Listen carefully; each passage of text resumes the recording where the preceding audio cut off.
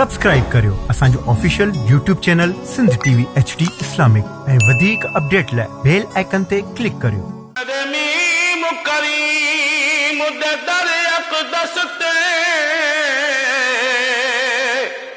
सुल्तान शहनशाह झुकवे दिल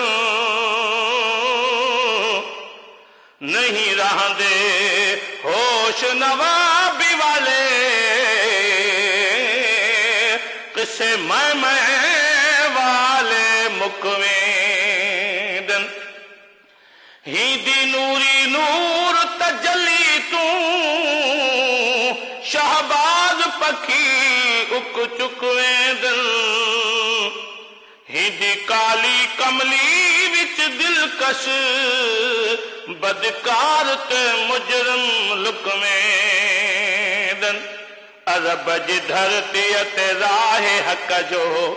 आयो पैगंबर पयाम बन जी अरब जी धरती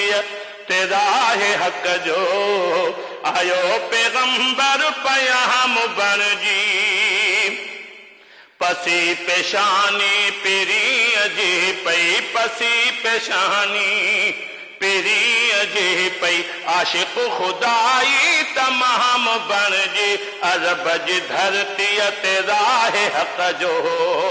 आयो पैगंबर पयाम बन जी कुलूब जे के वया कस जी तिनन के हक जी थी राह मुयसर कुलूब जे के वया कस जी तिनन के हक जी थी राह मुयसर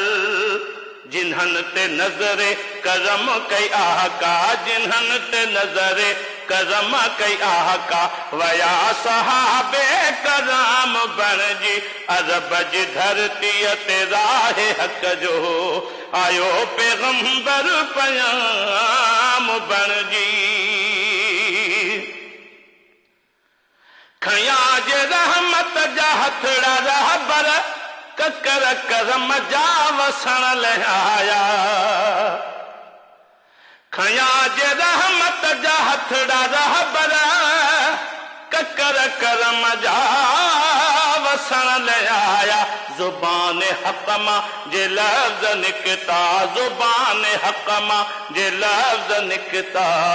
वया खुदा जो कुरान बन जी अरब जी धरती ते राह हक जो आयो पैगंबर पयाम बन जी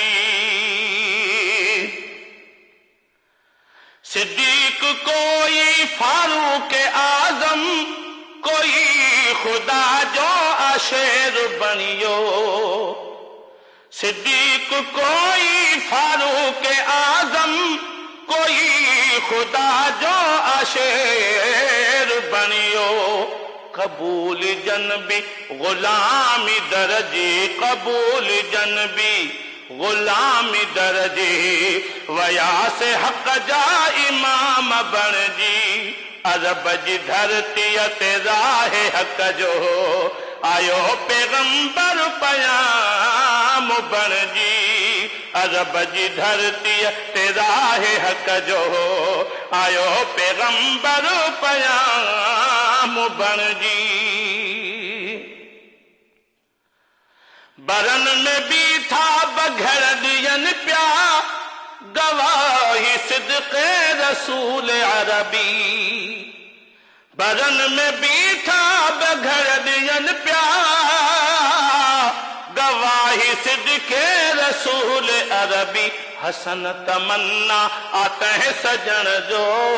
हसन तमन्ना आते हैं सजन जो राह हमेशा गुलाम बन जी अरब जी धरती ते राह हक जो आयो पैगंबर पयाम बन जी पसी पेशानी पिरी जी पई पसी पेशानी पिरी जी पई आशिक खुदाई तमाम बन जी अरब जी धरती ते राह हक जो